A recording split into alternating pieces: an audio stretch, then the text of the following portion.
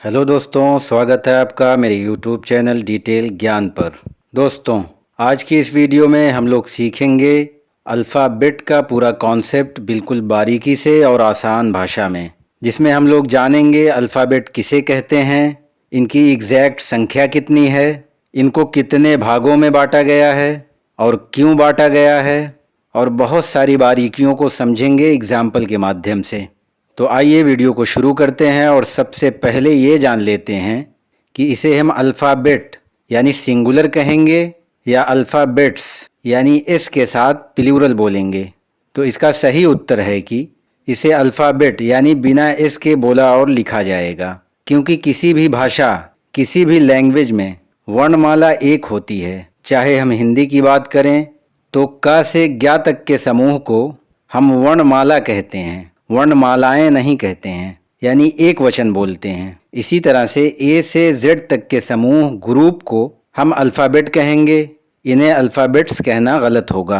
हाँ, अगर मैं कहूँ कि मैं हिंदी और इंग्लिश की वर्णमालाएं जानता हूँ तब हम अल्फ़ाबेट्स कहेंगे, क्योंकि यहाँ हिंदी और इंग्लिश दो वर्णमालाओं की बात हो रही है। यानी हम कह सकते हैं कि I know Hindi and English alphabets. I hope ये क्लियर हो गया होगा।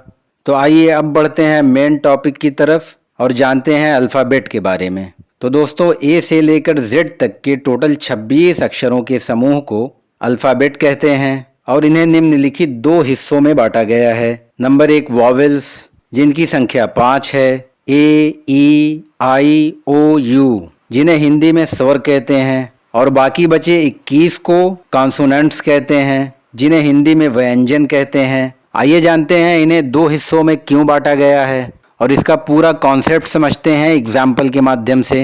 दोस्तों, जैसे मैंने लिखा GRL या BLL और इसको हम पढ़ना चाहें तो हम GRL तो अलग अलग पढ़ सकते हैं, लेकिन इन्हें मिलाकर वर्ड नहीं बना सकते। और जब कोई वर्ड नहीं बनेगा तो कोई आवाज़ या स्वर भी नहीं बन पाएगा। वो इसलिए कि इसमें सिर्फ कॉन्सोनेंट्स हैं। लेकिन अब जैसे ही मैंने इन दोनों में एक एक लेटर वॉवेल्स बढ़ाए, अब ये एक प्रॉपर वर्ड बन गया और हम इन्हें आवाज़ के साथ पढ़ भी सकते हैं, जैसे गर्ल और बॉल।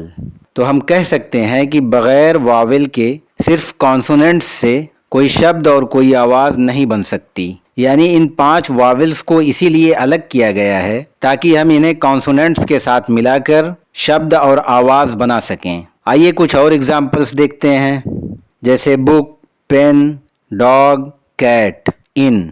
आप देख सकते हैं कि इन वर्ड्स में कॉन्सोनेंट्स के साथ वॉवेल मिले हुए हैं। जैसा कि इन में सिर्फ 2 लेटर हैं, उसमें भी एक वॉवेल है आई की शक्ल में। तो हम कह सकते हैं कि कॉन्सोनेंट्स के साथ वॉवेल मिलाकर हम शब्द और आवाज़ बनाते हैं। लेकिन अगर कोई आपसे कहे कि फ्राई, स्काई, ट्राई और इन जैसे वर्ड्स में कोई वॉवेल तो नहीं है, जबकि ये प्रॉपर वर्ड्स हैं और इन्हें पढ़ा भी जा सकता है, यानी स्वर भी बनता है, तो इसका उत्तर है कि W और Y को सेमी वॉवेल, सेमी का मतलब आधा और वॉवेल का मतलब स्वर, यानी इन्हें आधा वॉवेल्स कहा जाता है। यानी ये वर्ड्स और इन जैसे वर्ड्स भी वॉवेल से खाली नहीं हैं। फाइनली हम कह सकते हैं कि बिना वॉवेल यूज़ किए हम कोई शब्द और आवाज़ नहीं बना सकते। आई होप आपका अल्फ़ाबेट से रिलेटेड पूरा कॉन्सेप्ट क्लियर हो गया होगा।